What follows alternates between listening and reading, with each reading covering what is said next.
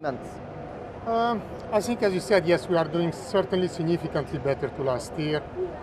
After 10 races, I think we got double points on the championship to last year, and we have already scored more points than the entire season last year. So overall, I think it has been a significant progress. I think if I look at the last 3 races as well, got good race pace on Sunday, which has not always been the case at the start of the season. So I think we are finding some consistency, some better understanding, and the car somehow behaving better, the entire team going in the right direction. So pretty happy for that. Back at Maranello, we are certainly focused on 2032, so it's a matter of exploiting what we got here at the racetrack. And we knew as well that after last year, having most of the car frozen, it could not have been much better compared to what we are doing. So overall, pretty happy for where we are, knowing that cannot be our final goal as Ferrari, but the team, I think, is doing well and somehow improving. How much of this improvement do you think is down to the change in structure behind the scenes, the work you're putting in to bring stability to the team, to improve just the vibe at Maranello? I think at the end it's a matter of everything counts. Everything counts, and certainly organization, the people, making sure they got the right resources, they understand the objectives, but the team is improving, and it's a matter of lesson learned, so there are no silver bullets. So the past years have been useful to us somehow to make progresses, but the team is working united, and often I said last year it has been quite a disaster as a season, the worst in the last 40 years, but the team has remained united. I think that's the most important thing, so showing how the team as well reacting in such a bad and difficult situation, and no doubt that when that happens, you are then doing progresses, and I think we are simply seeing those progresses, which is only a start. We are fully aware, but we are confident that we can do better in the future. You mentioned the improved form in the last 3 races or so, particularly on a Sunday afternoon.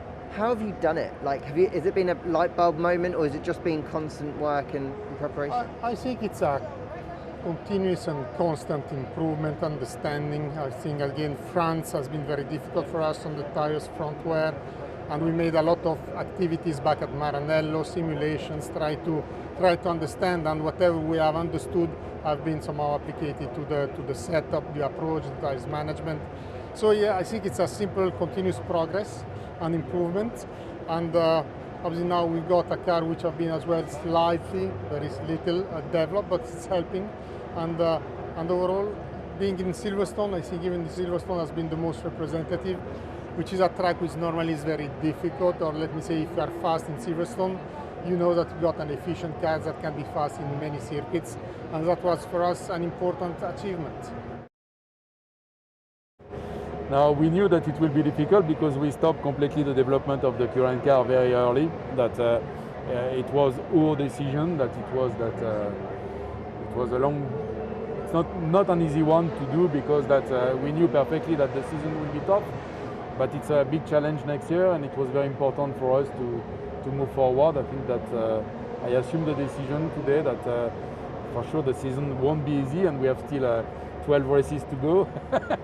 But we know that we have a huge opportunity on 2022, and the decision is made, the decision is behind us. Now we have to be focused on how we could improve the package. It means that it's on the track exploitation, it's on the tire management, but not on the development at all. That means that we have to deal with. So how long ago did you make the decision to switch your full focus to 2022, and how encouraged are you by the progress that you're seeing back at the factory? We are making good progress. That the strange feeling is that we are all completely blind, that we don't know where the others are. What we know is that we started very early, and we put full resources on the 2022 project. It was a bet. I hope that the bet will pay next year, but then we have to find the best way to keep the momentum this season. With Kimi Räikkönen this year, what have you made of his performance? He's really struggled in qualifying. Do you still feel like he's got the fire? When you have a look on the race and the comment that he's doing to his own engineer during the race, I think he has the fire now. I'm convinced.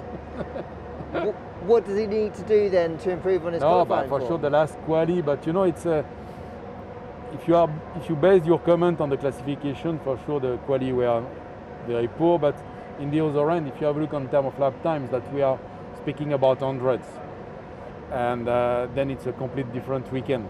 Now we have to continue to come back on the topic, to continue to work, to try to get the best from every single topic area of the car, and it's just a matter of hundreds to go in Q2 and to do a better weekend like this. Race pace is very often strong and consistent. We have to improve the position on the grid for sure. So I know you don't want to talk about drivers, so I won't ask you what the lineup's going to be, but do you get the impression You asked me the question last week. And, exactly, so I'm not going to ask you and, again. and I know that at least I will have 2 or 3 weeks off. Exactly. And you will be back in Spa. So you've got, exactly. But 3 in weeks Spa of we will be closer of the decision. Now the advantage is each week we will be a bit closer to the decision. But I do want to ask about Kimi. You said he's still got the fire, but do you still feel like he's got the hunger to want to continue to race for you guys? Yeah, we will have the decision with Kimi in the next few weeks about this, and we will take the decision together. I think that the relationship is very positive. He's a member of the family. He's a very, very passionate guy, and we will take the decision together.